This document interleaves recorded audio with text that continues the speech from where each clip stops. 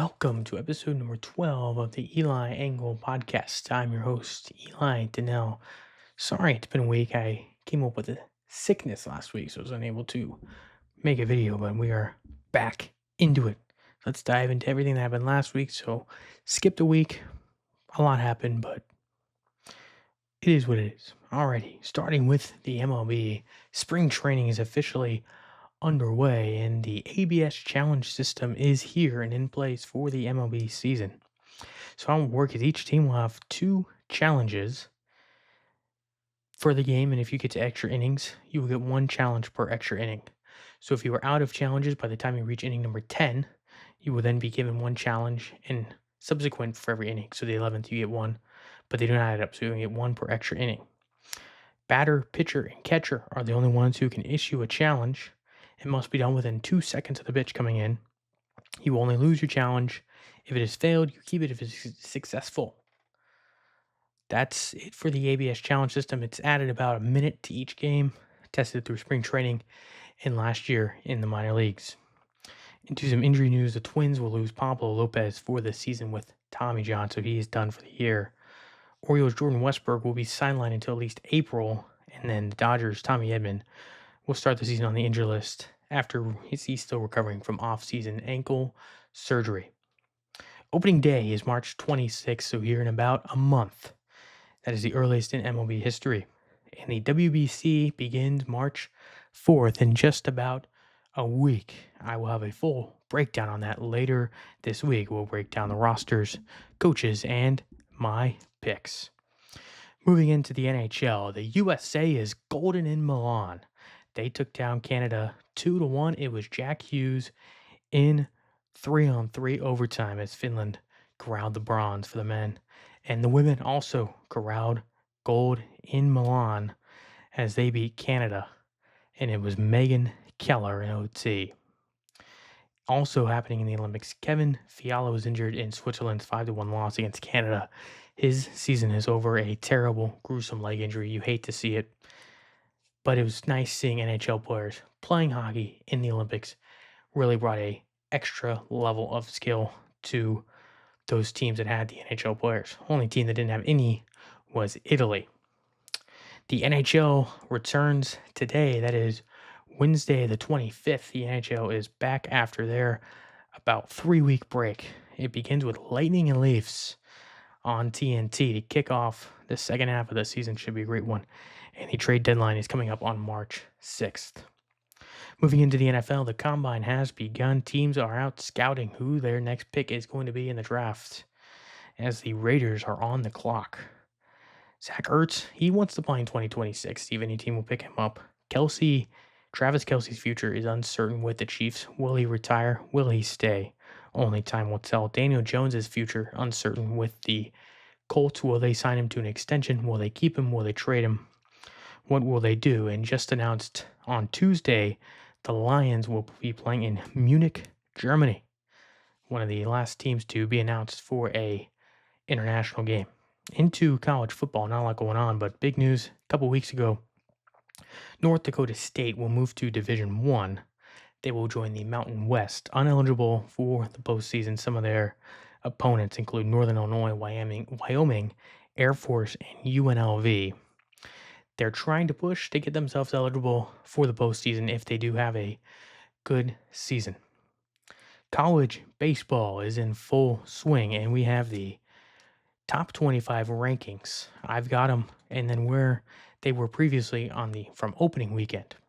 UCLA at 1, LSU at 2, Texas at 3, Mississippi State at 4, Georgia Tech at 5, Arkansas moves from 8 to 6, Auburn moves from 9 to 7, North Carolina moves from 10 to 8, Coastal Carolina goes from 6 to 9, Florida goes from 12 to 10, Georgia goes from 14 to 11, Southern Mississippi goes from 20 to 12, Oklahoma goes from 21 to 13, NC State goes from 17 to 14, Clemson goes from 14 to 15, Wake Forest goes from 22 to 16, Miami goes from 23 to 17, TCU goes from 7 to 18, they drop pretty far down. Oregon State goes from 11 to 19, they have a big drop. Tennessee goes from 13 to 20, another big drop. FSU as well, going from 16 to 21. Kentucky from 18 to 22. Texas A&M from 24 to 23, they move up one spot. West Virginia moves up a spot from 25 to 24. And then Ole Miss, unranked before, they move up to 25.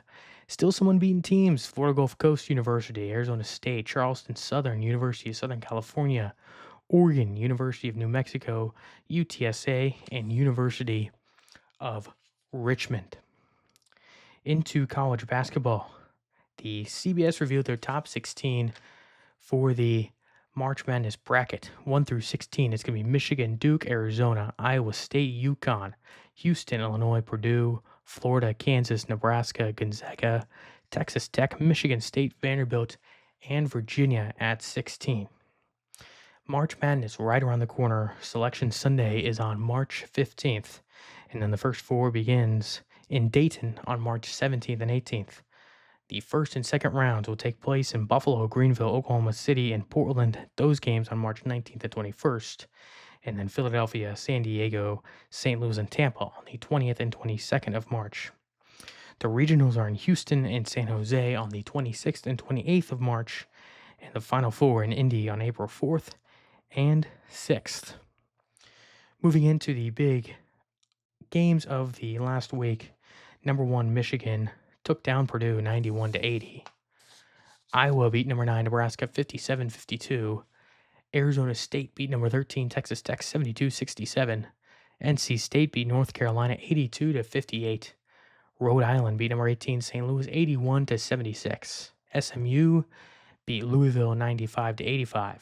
Ohio State beat number 24 Wisconsin 86-69. Number 4 Arizona beat number 23 BYU 75-68. Creighton beat UConn 91-84. Missouri beat number 19 Vanderbilt 81-80. Number 25 Alabama beat number 20 Arkansas 117-115 in overtime. They dueled it out. Number 3 Duke beat number 1 Michigan 68-63. Number 4 Arizona beat number 2 Houston 73-66. 23 BYU beat number 6 Iowa State 79-69. Cincinnati beat Kansas 84-68, a double-digit blowout victory for Cincinnati at Kansas. UCLA beat number 10 Illinois 95-94. Tennessee beat number 19 Vanderbilt 69-65. 14 Kansas beat number 5 Houston 69-56. Number 18 North Carolina beat number 24 Louisville 77-74. Into the rankings before we move into the games of the next week. Duke moves up 2 to number 1. Arizona moves up 2 to number 2.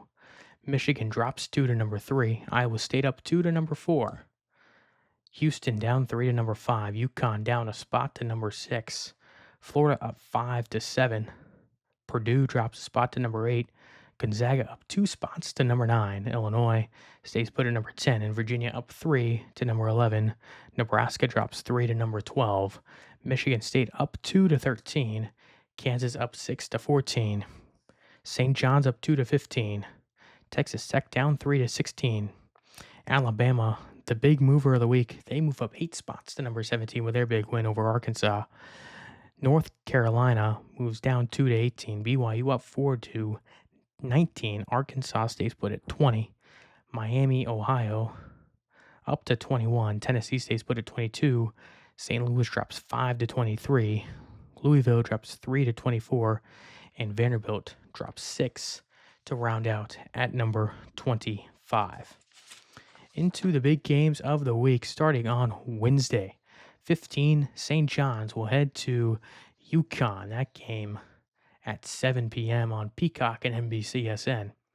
Thursday, the 26th of February, number 13 Michigan State heads to number 8 Purdue. That game 8 p.m. on Peacock.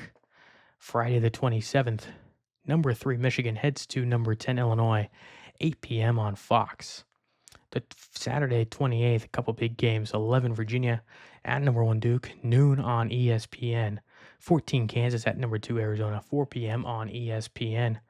Number 16 Texas Tech at number 4 Iowa State, 4 p.m. on CBS. Number 17 Alabama at number 22 Tennessee, 6 p.m. on ESPN. Number 20, Arkansas. At number 7, Florida. 8:30 on ESPN to round out a great Saturday of college basketball. And then on Monday, March 2nd, number 4, Iowa State will head to Arizona, number 2, at 9 p.m. on ESPN.